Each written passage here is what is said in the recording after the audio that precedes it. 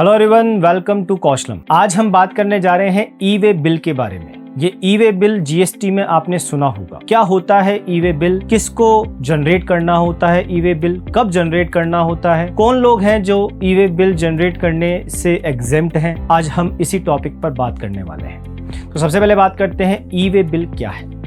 देखिए, ई way bill का मतलब है, ई मीन्स यहाँ पर है इलेक्ट्रॉनिक और वे मतलब है सिंपली रास्ता, वे जो बिल गुड्स के मूवमेंट पर जो कि एक प्लेस से दूसरे प्लेस पर हो रहा है उसके लिए जो जनरेट किया जाने वाला बिल है इलेक्ट्रॉनिकली, उसे हम कह रहे हैं ई वे बिल।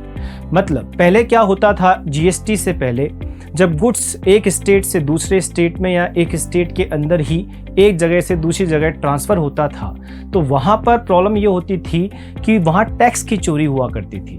टैक्स की चोरी कैसे हुआ करती थी कि जब रास्ते में आपको किसी ऑफिसर ने पकड़ लिया और आपके पास बिल है तब तो कोई इशू नहीं है, लेकिन अगर किसी ने आपको नहीं पकड़ा तो यहाँ जिसने गुड्स को एक जगह से दूसरी जगह भेजा है, सेल करी है, और परचेज करने वाले जिसने गुड्स को मंगवाया है, दोनों ही उस ट्रांजैक्शन को, उस गुड्स की सप्लाई को रिकॉर्ड ही नहीं करते थे। जब रिकॉर्ड नहीं करते थे तो कहीं ना कहीं गवर्नमेंट को टैक्स का नुकसान होता था।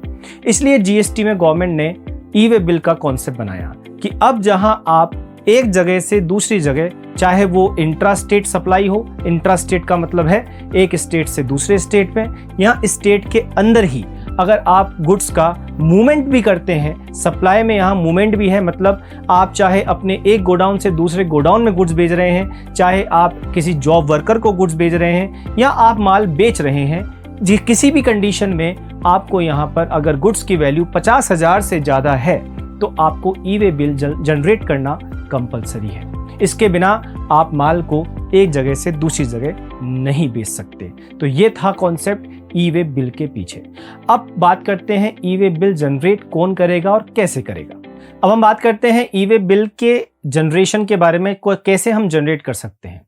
तो ई वे बिल को जनरेट करने के लिए आप जा सकते हैं जीएसटी कॉमन पोर्टल पर, यहाँ आप लॉगिन कर सकते हैं ई वे बिल gst.gov.in पर भी। अब हम बात करते हैं ई वे बिल जनरेट कौन करेगा। तो सबसे पहले बात करते हैं, अगर आप एक रजिस्टर्ड सप्लायर हैं, मतलब आप जीएसटी में रजिस्टर्ड हैं और आप गुड्स का मूवमेंट एक जगह से दूसरी जगह कर रहे हैं, मतलब गुड्स को बेच रहे हैं, चाहे स्टेट के अंदर चाहे स्टेट के बाहर, तो वहां पर आपको यहाँ ई वे बिल जनरेट करने की रिस्पॉन्सिबिलिटी आपकी है। आपको ई वे बिल जनरेट करना होगा जो कि रजिस्टर्ड पर्सन है। अब हम बात करते हैं, अगर आप रजिस्टर्ड पर्सन नहीं है, मतलब आप जीएसटी में रजिस्टर्ड नहीं है, तो अगर आप जिसे गुड्स बेच रहे हैं वो जीएसटी में रजिस्टर्ड है तो आप यहाँ पर ये ध्यान रखेंगे कि जो गुड्स का रिसिपिएंट है, सप्लायर के अलावा जो सप्लायर है वो तो अनरजिस्टर्ड है, जो रिसिपिएंट है अगर वो रजिस्टर्ड है तो वहां उसको ये देखना होगा कि ई वे बिल के कंप्लायंसेस को पूरा किया गया है कि नहीं। मतलब अगर ई वे बिल जनरेट नहीं हुआ है तो उसको खुद को ई वे बिल जनरेट करना होगा। अब हम बात करते हैं ट्रांसपोर्टर के केस में। अगर सप्लायर ने ई वे बिल जनरेट नहीं किया है